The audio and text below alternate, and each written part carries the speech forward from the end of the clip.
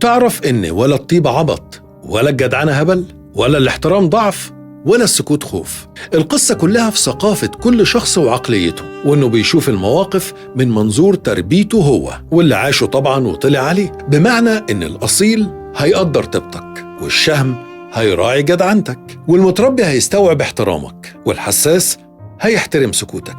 ودي حاجات ما ينفعش تعاتب أو تلوم حد عليها، ولازم تكون لماح وذكي وتميز إذا كان اللي قدامك عنده منها ولا لأ، علشان ما تتعاملش مع حد على إن عنده الصفات دي ويطلع للأسف فاضي. وساعتها أنت اللي هتتصدم وتزعل وتندم كمان. والأغرب من كده إن هو هيلومك، هو مش عارف أنت زعلان على إيه. هو للأسف مش حاسس إن ما عندوش، هو فاهم إن الصفات دي لو مش موجودة فيه شيء طبيعي ما يتلمش عليه. أصل الحاجات دي يا إما الواحد يكون اتربى عليها يا يعيش العمر كله يسمع عنها. ربنا يجعلنا من اللي بيفهموا في الأصول والطيبة والجدعنة والشهامة والاحترام.